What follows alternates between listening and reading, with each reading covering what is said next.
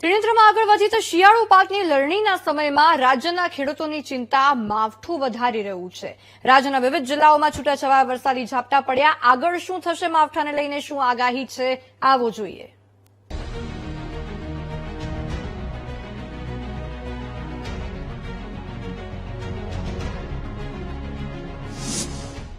ગુજરાતના ખેડૂતો માટે ફરી આફત।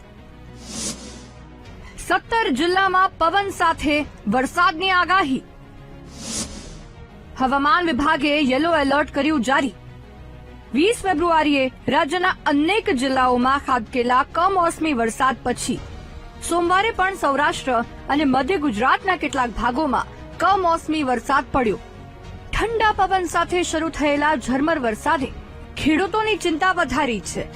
કાપણી માટે તૈયાર ઉભા પાકને નુકસાન થવાની ભીતિ વ્યક્ત કરવામાં આવી રહી છે। ખાસ કરીને ઘઉં, કપાસ, તુવેર અને શાકભાजीના પાકને नुकसान થવાની શક્યતા છે। अभी जो हम आइसोलेटेड रेन का दे रहे हैं, इसमें एक कारण है, एक ट्रफ अभी उत्तर पश्चिम उत्तर प्रदेश से लेकर उत्तर गुजरात तक अक्रॉस सेंट्रल राजस्थान से पास कर रहा है eight 3.1 kilometre above mean sea level, और दूसरा और एक ट्रफ अभी पास कर रहा है south interior Karnataka to Marathwada at 0.9 kilometre above mean sea level. आज के लिए 24 घंटे के लिए दिया हुआ।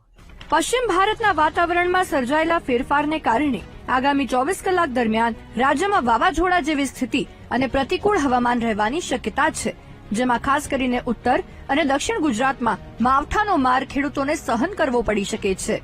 તો સૌરાષ્ટ્રના કેટલાક જિલ્લામાં પણ વાદળછાયા વાતાવરણ વચ્ચે વરસાદી ઝાપટા પડવાની સંભાવના રહેલી છે। Bureau report, BTV news.